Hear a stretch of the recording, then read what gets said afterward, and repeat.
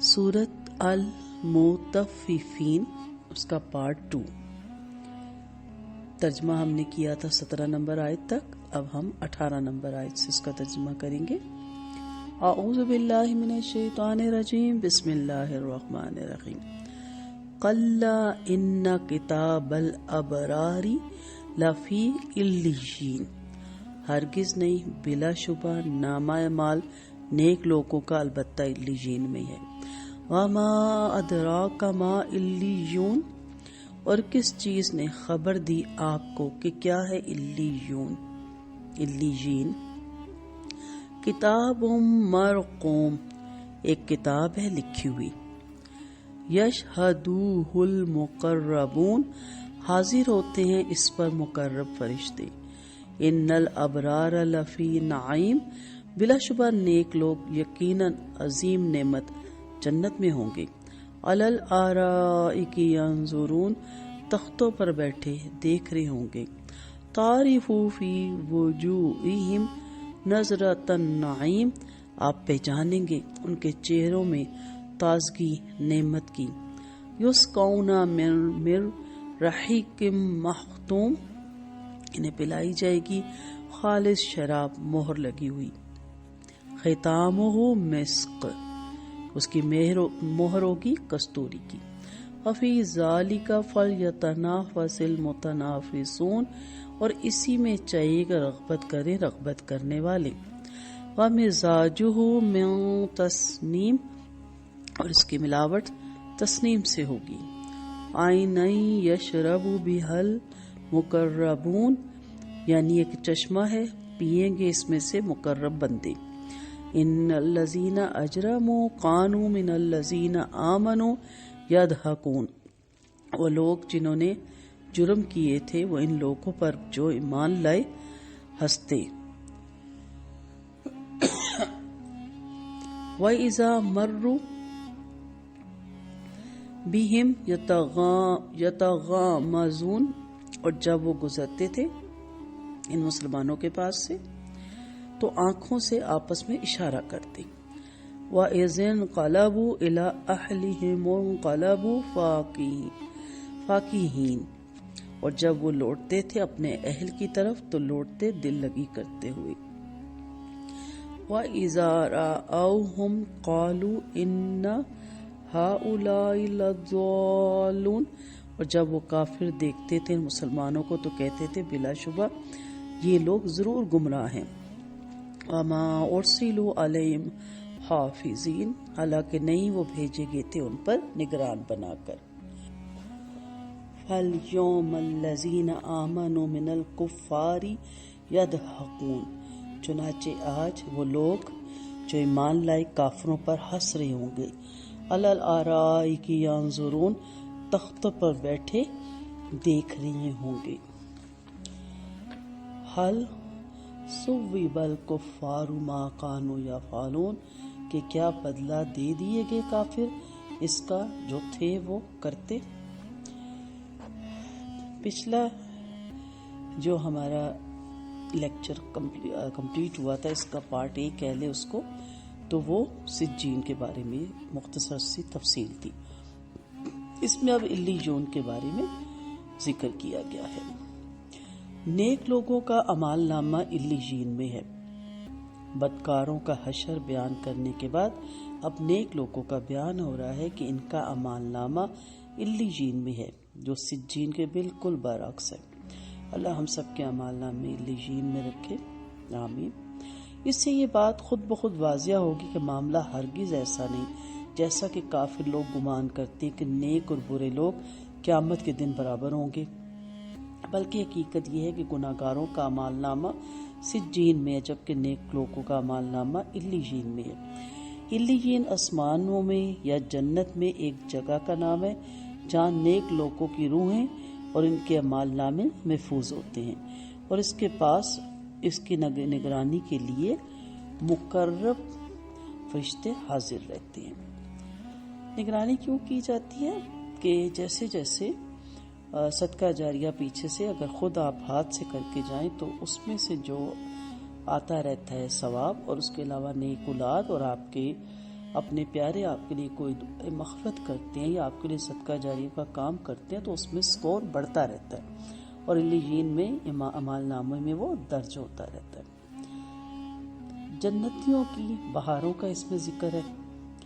اب جنتیوں کو ملنے والی نعمتوں کا تذکرہ کیا جا رہا ہے کہ وہ ہمیشہ والی نعمتوں اور باغات میں ہوں گے، خوبصورت اونچی مسندوں پر تکیہ لگائے بیٹھے اپنی بادشاہت، عزت اور جاہ، مال اور متاع اور ملنے والی نعمتوں اور راحتوں کو دیکھ کر خوش ہو رہے ہوں گے۔ کبھی دوزخیوں کو دیکھ کر شکر گزار ہوں گے کہ رب تعالیٰ نے انہیں جنتیوں کو کتنی بڑی مصیبت سے بچایا، اور کبھی دیدار الہی سے آنکھوں کو خوش کر رہے ہوں گے۔ اللہ ہمیں ان میں شامل فرما لیجیے، آمین۔ دنیا میں خوشحال لوگوں کے چہروں کی تازگی سے معلوم ہو جاتا ہے کہ یہ آسائش والی ہے۔ اسی طرح جنتی لوگوں کے چہرے جنت کی نعمتوں سے ایسے تر و تازہ، پر رونق اور خوش و خرم ہوں گے کہ دیکھنے والے دیکھتے پہچان جائیں گے کہ وہ کس قدر نعمت اور عیش و آرام میں ہیں۔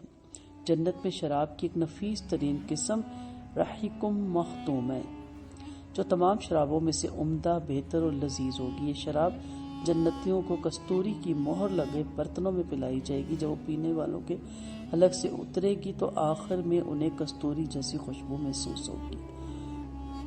یہاں پہ اللہ تعالیٰ اپنے بندوں کو کہا ہے کہ کس چیز میں رغبت کی جائے، کس چیز میں مقابلہ کیا جائے، کس چیز میں دوڑ لگائی جائے اور کس چیز میں سبقت لے جانے کی کوشش کی جائے۔